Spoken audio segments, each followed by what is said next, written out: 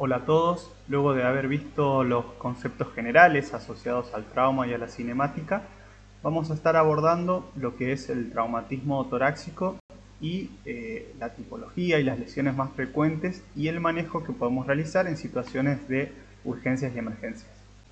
Los objetivos de esta clase serán definir los distintos tipos de traumatismo torácico que nos podemos encontrar en la práctica clínica diaria, y referir las principales complicaciones de cada uno de estos tipos de traumatismo, para así luego poder detallar cuál va a ser el manejo de las complicaciones asociadas según el tipo y según la etiología que produzca ese trauma torácico. Para definirlo decimos que es todo impacto a nivel de la caja torácica que puede perjudicar todas las estructuras anatómicas que están debajo de esta caja torácica, tanto los pulmones como las estructuras óseas que protegen esos órganos blandos, como las costillas, el esternón y por supuesto órganos blandos principales del sistema cardiovascular, como los grandes vasos sanguíneos intratorácicos y el corazón. El traumatismo torácico se clasifica en dos grandes grupos. Hablamos del trauma cuando es abierto o cuando es mediante una herida penetrante, y hablamos de trauma cerrado o trauma no penetrante cuando estamos hablando de un trauma contuso que no lesiona las estructuras anatómicas que protegen esa caja torácica, ese tórax, y por lo tanto no se exponen al exterior, no hay una conexión entre el medio externo y el medio interno del paciente. Si clasificamos epidemiológicamente el traumatismo torácico en función de la frecuencia con que ocurre, particularmente aquí en América Latina, lo que es más frecuente ver son las heridas de arma blanca, por lo tanto estamos hablando de un trauma penetrante. Luego el trauma contuso, en este caso ya hablamos de un trauma cerrado o no penetrante. Y luego las heridas de arma de fuego, que también son consideradas traumas abiertos o penetrantes.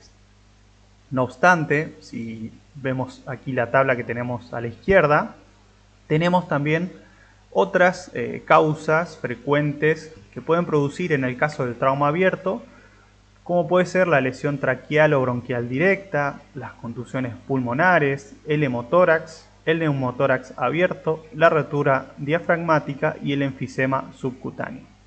Y en el caso del trauma cerrado, las complicaciones o lesiones asociadas más frecuentes son la contusión pulmonar parenquimatosa, el desgarro del parénquima pulmonar, quistes pulmonares traumáticos, atelectasias, hemotórax, neumotórax normal o a tensión, la rotura diafragmática, las fracturas costales y el enfisema.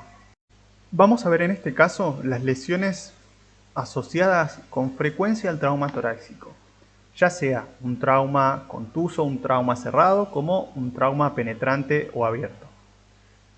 Entre estas lesiones más frecuentes vamos a ver la contusión pulmonar, vamos a ver también el bolet costal, la rotura diafragmática, el neumotórax y el hemotórax. Las contusiones pulmonares son una de las lesiones o complicaciones asociadas más frecuentes de los traumatismos torácicos. Corresponden a una etiología y una casuística de entre el 10 y el 35% de los traumatismos torácicos que suceden o que recibimos en las salas de urgencias y emergencias, y generalmente están asociadas a accidentes de tránsito por el choque del tórax contra el volante del vehículo, en el caso de vehículos automotores. La clínica, el paciente que tenga estas contusiones pulmonares, va a presentar taquipnea, hemóptisis, broncorrea y deterioro progresivo del intercambio gaseoso, traducido también en una sensación subjetiva de disnea en el paciente.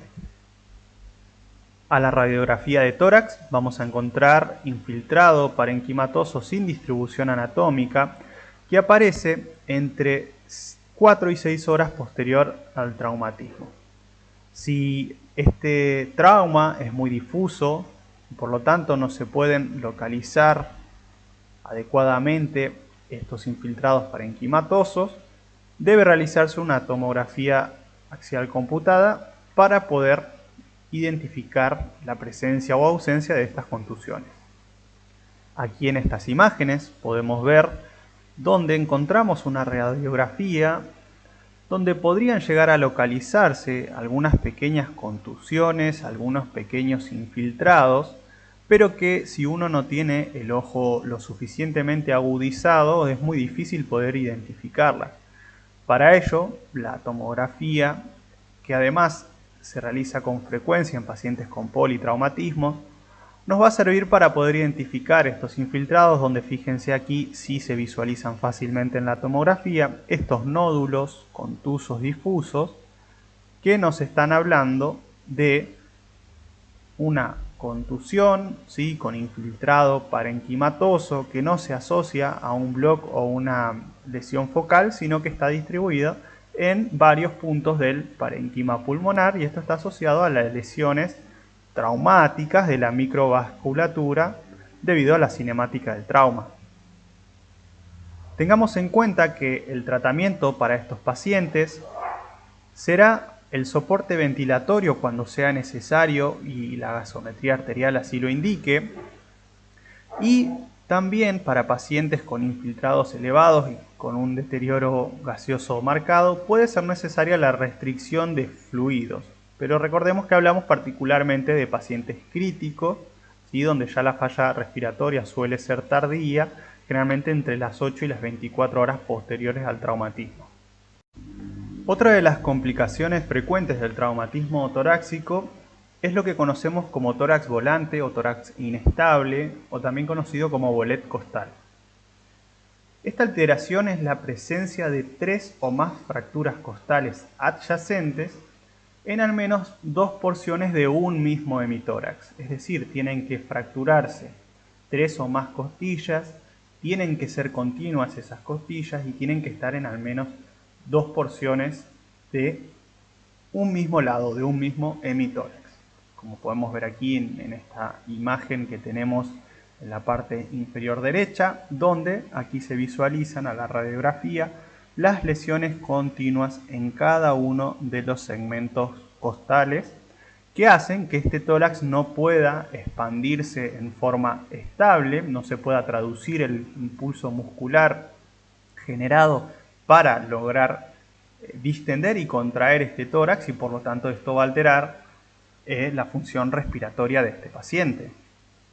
Cuando observemos a este paciente, su clínica va a ser de dolor, tanto a la palpación del tórax, particularmente del hemitórax lesionado, como al respirar. Si uno le pide al paciente que realice una inspiración profunda, va a tener un intenso dolor, por lo tanto va a presentar una taquipnea superficial con además una respiración paradojal. Fíjense en este GIF que tenemos aquí en la pantalla cómo se produce una absoluta sincronía tóraco-abdominal, donde no se sincronizan adecuadamente los movimientos de ayuda abdominal con una expansión torácica eficaz. Estos pacientes van a tener un mal manejo de secreciones y crepitantes a la palpación, debido a que va a haber presencia en algunas ocasiones de infiltrados, de producción purulenta o un inadecuado manejo de las secreciones, justamente por esta incapacidad de producir movimientos respiratorios eficaces. A la radiografía, como decíamos, vamos a ver directamente estas fracturas. Por supuesto, la tomografía nos va a proveer mayor precisión, pero con la radiografía generalmente será suficiente para poder identificar este bolet costal. Y el tratamiento será proveer analgesia a este paciente. Recordemos que es una situación muy dolorosa para el paciente. Una adecuada limpieza pulmonar con un adecuado manejo de secreciones. Y en el caso de que fuese necesario, debido a que este tórax es inestable y está alterando en medida elevada la gasometría arterial, vamos a tener que brindar asistencia ventilatoria mecánica. Recordemos que este paciente, por mucho que aumentemos la fracción inspiratoria de oxígeno colocándole, por ejemplo, una máscara de oxígeno, si no realiza un adecuado movimiento respiratorio, no tiene una adecuada mecánica ventilatoria, no va a servir de nada ese oxígeno que le estamos brindando. Por eso la estrategia será ya pasar directamente a la asistencia ventilatoria mecánica. Otra de las lesiones que se puede producir a causa de un traumatismo torácico es la ruptura diafragmática.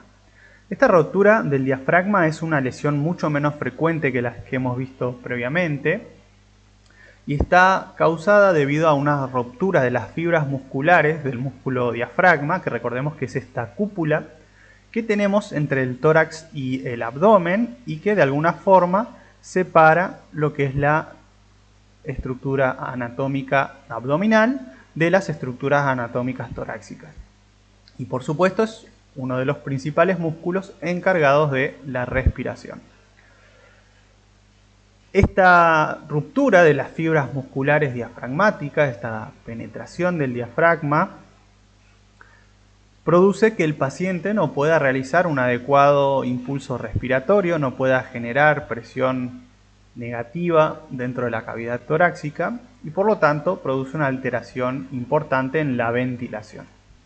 A la clínica estos pacientes van a presentar un dolor tóraco-abdominal que se va a irradiar tanto a tórax como abdomen y que se va a asociar también a una taquipnea con respiración muy superficial debido a que, como decíamos, son pacientes que no pueden generar un adecuado esfuerzo inspiratorio. Fíjense en la radiografía cómo se ve en forma bien clara la pérdida de la línea diafragmática. En este caso lo vemos en el lado izquierdo del paciente. Fíjense que aquí tendríamos que tener la continuación de la cúpula diafragmática y luego tendría que comenzar el tórax. Y se ha perdido totalmente esta línea, inclusive un signo característico de la ruptura diafragmática, se produce una herniación de las vísceras abdominales. Fíjense, esto que estamos viendo acá es la cúpula del estómago, donde se ha producido la herniación de estas vísceras del estómago adentro de la cavidad torácica debido a que se ha roto este diafragma que separaba las dos cavidades. Por lo tanto, en la radiografía de tórax se identifica con mucha facilidad esta ruptura diafragmática debido a estos dos puntos, esta discontinuidad, esta pérdida de la línea que divide tórax y abdomen y esta evisceración, este ingreso de las vísceras abdominales hacia la cavidad torácica. El tratamiento de estos pacientes va a consistir en proveerles analgesia y soporte ventilatorio. Recordemos que son pacientes que no pueden ventilar adecuadamente porque no pueden realizar este ejercicio muscular. Y en este caso la resolución de esta situación va a ser meramente quirúrgica. Este paciente va a tener que entrar a quirófano y van a tener que volver a colocar las vísceras abdominales en su sitio y realizar una rafia diafragmática, ¿sí? Van a tener que coser ese diafragma para poder solucionar esta situación. Ahora sí, una de las alteraciones más frecuentes producto de un traumatismo torácico es el neumotórax, que lo definimos como la presencia de aire en la cavidad pleural y que conlleva a un colapso de parte del parénquima pulmonar. Para identificar el neumotórax, lo más eficaz será la clínica, la evaluación clínica del paciente y la evaluación radiográfica mediante una radiografía de tórax. En la clínica el paciente va a tener dolor pleurítico, dolor a la inspiración intensa, va a tener disnea, sensación subjetiva de falta de aire, asociada con taquipnea, que va a estar tratando de compensar este deterioro del intercambio gaseoso que se está produciendo. Y cuando nosotros auscultemos el pulmón dañado, el pulmón colapsado, vamos a ver que el murmullo vesicular, que los ruidos respiratorios están muy disminuidos, prácticamente no vamos a sentir ruidos respiratorios en el hemitórax que esté lesionado. Y si nosotros hacemos percusión vamos a sentir hipertimpanismo en esa zona, debido a que, como decíamos previamente, se ha roto esta cavidad pleural y se ha ingresado aire entre estas pleuras, y esta presencia de aire en la cavidad pleural hace que cuando nosotros lo percutamos a ese hemitórax se sienta bien timpánico, va a haber un hipertimpanismo. Y por supuesto en la radiografía de tórax, que es la forma diagnóstica más eficaz y deseada, vamos a ver que no se va a encontrar trama pulmonar en uno de los dos hemitórax y va a estar visible la línea pleural mostrándonos de esta presencia de aire entre la pleura visceral y la pleura parietal. Fíjense aquí como todo esto que vemos debajo de la costilla es puro aire, es todo negro, no hay nada de trama pulmonar. Fíjense aquí, si lo comparamos con la otra imagen, estos colores grises con pequeñas vasculaturas que parecen las raíces de un árbol, es la trama pulmonar normal. En este caso, ese pulmón que está colapsado, se ha llenado todo este espacio pleural con aire entre la pleura parietal y visceral y no vemos absolutamente nada de esas raíces de árbol, de ese color gris, sino que es todo negro por debajo de las costillas. Y vemos también otro signo característico, la línea pleural debido a este colapso pulmonar y debido a esta presencia de aire entre las dos pleuras. Fíjense aquí como vemos bien marcada esta línea pleural que nos está diciendo que este pulmón está colapsado y que hay un neumotórax muy importante, muy grande, que debe ser drenado. El tratamiento, por lo tanto, como estamos mencionando, va a ser la pleurostomía, es decir, la inserción de un tubo de tórax entre el cuarto y quinto espacio intercostal, siempre buscando la línea axilar anterior y media.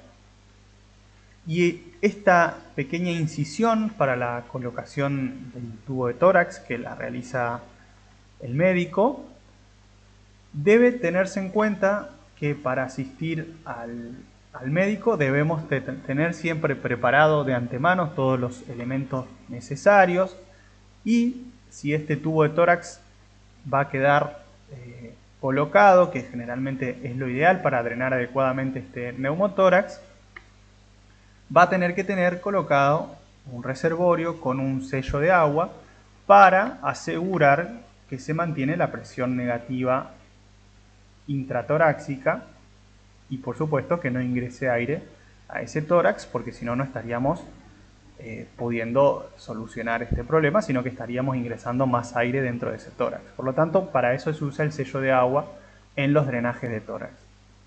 Y tener en cuenta, si nos encontramos ante un neumotórax a tensión, ¿sí? Que en este caso, cuando hablamos de neumotórax a tensión, hablamos de un neumotórax que es masivo, que es de una gran expansión, por lo tanto aumenta en gran medida la presión intratorácica. Y si aumenta mucho la presión adentro del tórax, eso hace que la sangre no pueda llegar adecuadamente al corazón debido a que las venas no pueden vencer esa enorme presión que hay adentro del tórax debido a toda esa cantidad de aire que se ha acumulado. Y esto en el paciente lo vamos a ver como shock, un paciente que va a estar hipotenso, ¿sí? que va a ser una hipotensión refractaria, que no va a responder a fluidos, y además va a tener otro signo característico que es la ingurgitación yugular, que nos va a estar hablando de que estas venas del cuello, estas venas yugulares, van a estar muy dilatadas, van a estar ingurgitadas, debido a que esta sangre de las venas yugulares no puede bajar hacia el corazón, porque hay mucha presión adentro del tórax que no le está permitiendo ese descenso de sangre. Cuando tengamos estos signos característicos, vamos a saber que nuestro paciente tiene un neumotórax a tensión, y esa es una situación de emergencia, debe ser resuelta inmediatamente debido a que es una de las causas de paro cardiorrespiratorio.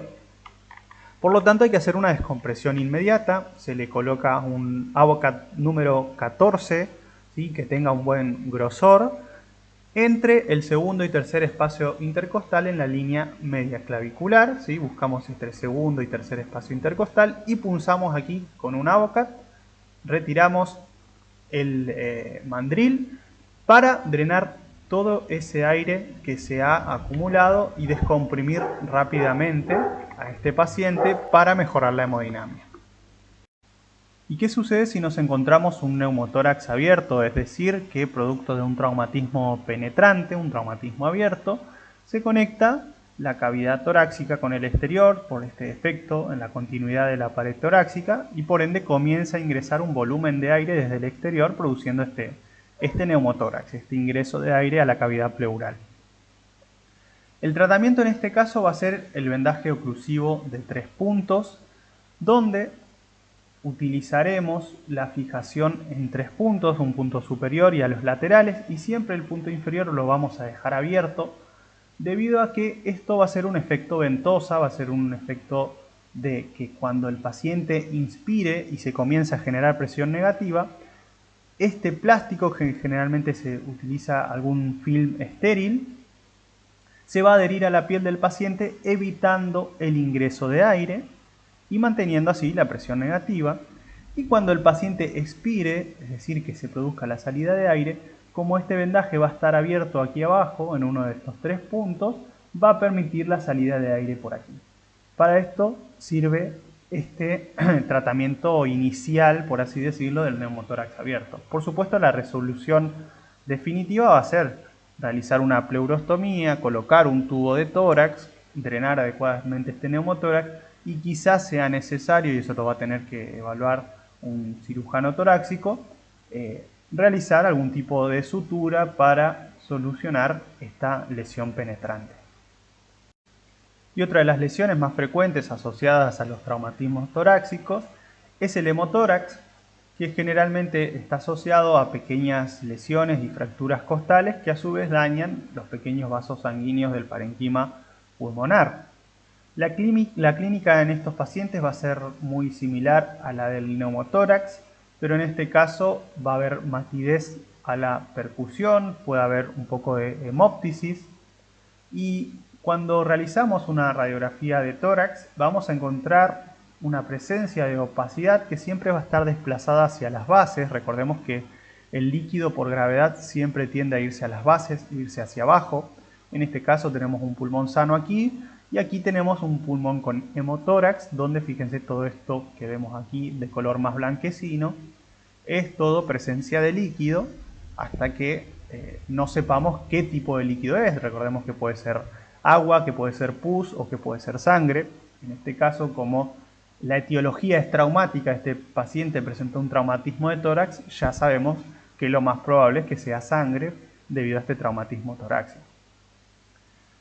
Cuando se duda ante esta situación, la ecografía tiene una muy buena sensibilidad y requiere un volumen de sangre mucho menor para identificar este hemotórax, por lo tanto es importante también incorporar esas estrategias diagnósticas. Y el tratamiento va a ser, al igual que el neumotórax, la utilización de pleurostomía. También recordemos en este caso cuando asistimos a la pleurostomía que va a realizar el médico para drenar este hemotórax, cuando preparemos todos los elementos que son colocados con técnica estéril, recordemos que los tubos para drenar sangre deben tener un calibre mayor que los que vamos a utilizar para drenar aire, porque justamente es probable que se formen coágulos aquí, y si este tubo de drenaje es muy pequeño, tiene un calibre muy pequeño, esto nos va a producir que se tape fácilmente con coágulos. Y el sello de agua, que generalmente siempre se coloca en 400 mililitros de agua destilada, recordemos, este sello de agua asegura de que cuando el paciente inspire un volumen de agua y eso permita que siga habiendo presión negativa. Si el paciente inspirase y aquí hubiese aire, estaría inspirando ese aire y se perdería la presión negativa y no estaría cumpliendo esta función del drenaje. Les decía que es importante siempre corroborar este drenaje luego de colocar o luego de drenar, mejor dicho, un hemotórax, debido a que es posible que todavía haya sangrado activo en este paciente con traumatismo. Si el débito inicial de este drenaje de tórax es mayor a 1000 mililitros o encontramos un débito que es mayor a 200 mililitros durante 3 o 4 horas desde que se colocó este drenaje, recordemos que la cantidad de sangre que se drena aquí tenemos que estar controlándola cada hora, ¿sí? Hay que hacer un monitoreo intensivo a este paciente. O si no tiene ninguna de estas dos condiciones, pero el paciente presenta shock refractario, es decir, comienza a hipotensarse y no se puede identificar la causa y cuesta resolver esta hipotensión, este paciente se interpreta de que todavía puede tener sangrado pulmonar activo y por lo tanto se va a tener que realizar un estudio diagnóstico más preciso, como puede ser una tomografía o nuevamente una ecografía que se puede realizar bedside y que es mucho más rápida, y seguramente haya que realizar algún tipo de intervención quirúrgica para detener este sangrado activo. Y para valorar el riesgo de traumatismo torácico hay una escala que es muy útil, que es esta que tenemos aquí, que es la Chest Injury Score. No pude localizarla en español, pero en inglés, si lo leen, van a ver que es muy sencillo de interpretar, y si no, también pueden utilizarse traductores para traducirla. Esta Chest Injury Score lo que nos dice o nos otorga es un puntaje para distintos factores de riesgo que puede tener nuestro paciente, y en función de ese puntaje final otorga la probabilidad de complicaciones, es decir, cuanto más alto es el puntaje, más posibilidades tiene nuestro paciente de tener complicaciones asociadas al traumatismo de tórax. Uno de los factores de riesgo es la edad, que le otorga un punto por cada 10 años de edad del paciente. El número de costillas fracturadas le da 3 puntos por cada costilla fracturada. Si tiene algún tipo de enfermedad crónica el paciente, tiene 5 puntos. Si tiene uso previo de anticoagulantes, les da un puntaje de riesgo de 4. Y por cada 5% que disminuye la saturación del paciente, empezando por 94%, le da 2 puntos de factor de riesgo.